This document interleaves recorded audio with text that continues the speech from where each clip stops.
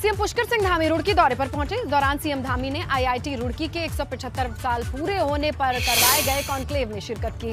कार्यक्रम में हरिद्वार के अखाड़ों के कई साधु संत भी शिरकत करने पहुंचे। आईआईटी में आने से पहले सीएम धामी प्रदीप बत्रा के आवास पर गए। सीएम ने विधायक बत्रा के आवास पर कन्या पूजन किया, साथ ही कन्याओं को अपने हाथ से भोजन कराया।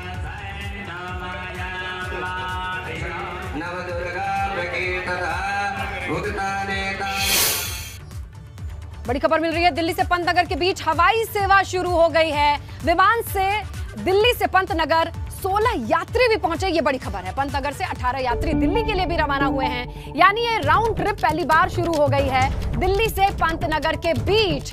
तो देखिए 16 यात्री दिल्ली से पंतनगर पहुंचे हैं और पंतनगर से दिल्ली 18 यात्री पहुंच गए हैं और कुल मिलाके ये सेवा अब बहाल हो चुकी है, इसकी शुरुआत हो चुकी है। ये राउंड ट्रिप के साथ ही जहां दिल्ली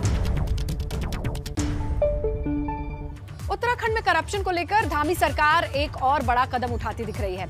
सीएम पुष्कर सिंह धामी ने 1064 वेब ऐप को लॉन्च किया है, यानी 1064 इसे नाम दिया है। इस मौके पर सीएम पुष्कर सिंह धामी ने कहा कि इस ऐप के जरिए करप्शन के आरोपों पर तत्परता से काम होगा।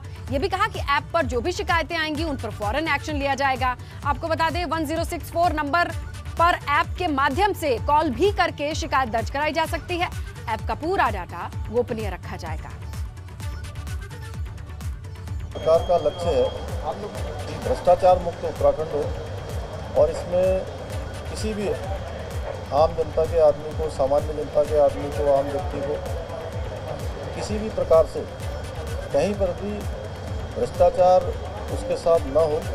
कहीं पर उसको अपने काम करवाने के लिए कोई रिश्वत लेता हो, कोई उससे कोई डिमांड करता हो, तो अपना 1064 पर वो सीधे फ़ोन भी कर सकते हैं और ये वेब के माध्यम से इस ऐप को लॉन्च करके इस ऐप को अपने उसमें मोबाइल में डाउनलोड करके उसको लिखित रूप से भी। सहकारिता विभाग की ओर से जिला सहकारी बैंक में करवाई गई नियुक्तियों में धांधली का आरोप लग रहा है। मामला तूल पकड़ने लगा है, इसकी जांच कराई जा रही है। सहकारिता मंत्री धन सिंह रावत कई दिनों के बाद सामने आए तो दावा यह किया गया कि 15 दिन में दूध का दूध, पानी का पानी हो जाएगा।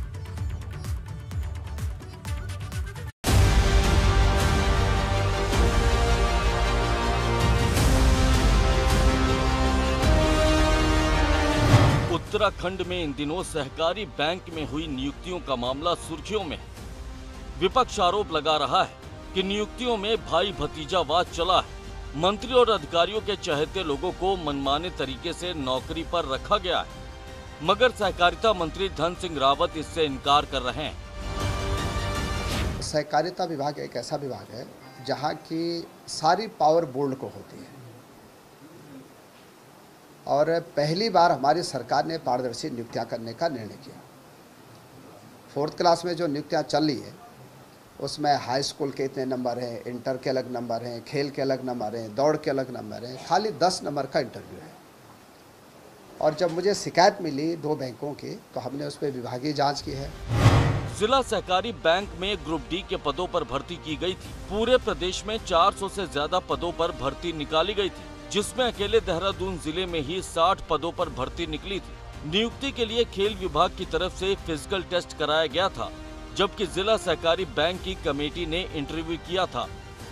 विपक्ष नियुक्तियों में धांधली का आरोप लगा रहा है, मगर सहकारिता मंत्री धन सिंह रावत ऐसे किसी बात से भी इनकार कर रहे हैं। साथ ही 15 दिन के भीतर जांच रिपोर्ट आने का दावा भी कर रहे हैं। विभागीय जांच की रिपोर्ट 15 दिन में आएगी।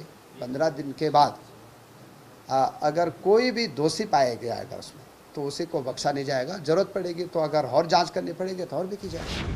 मामला इस कदर गर्मा गया है कि कांग्रेस सीबीआई से जांच कराने की मांग कर रही है, जबकि सीएम धामी का कहना है कि सरकार इस मसले पर गंभीर है। बात करते हैं एसआईटी की जांच करने की। हमने तो मांग की है सरकार से कि इस पूरे प्रकरण की सीबीआई से जांच करे।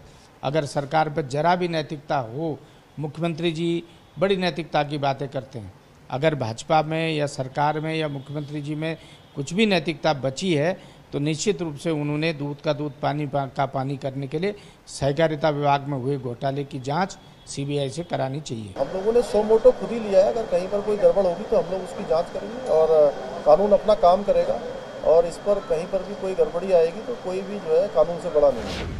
मगर सबसे बड़ा सवाल ये है कि अगर कोई गड़बड़ी नहीं है तो जांच पूरी होने से पहले ही 4 अधिकारियों पर कार्रवाई क्यों कर दी गई, इस पर भी मंत्री सफाई दे रहे हैं। 2 जगह जो है शिकायत आई और हमारे मुख्यमंत्री जी ने और एज ए सहकारिता मंत्री के नाते जब मैंने शपथ ली तो इस प्रकरण को सो मोटो लिया और तुरंत जांच बिठाई गई।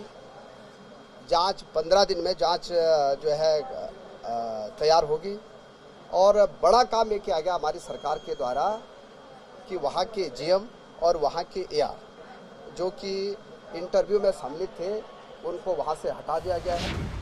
बैंकों की भर्ती में हुई धांधली की जड़ें कितनी गहरी हैं, ये तो जांच के बाद ही पता चलेगा। मगर कहा यह जा रहा है कि भर्ती में हुई धांधली के पीछे अधिकारियों और सफेद पोश नेताओं की साठगांठ है। अब देखना होगा कि जांच रिपोर्ट के बाद कौन कौन से अधिकारियों पर गाज गिरती है। एबीपी गंगा के लिए देहरादून से पंकज राणा की रिपोर्ट।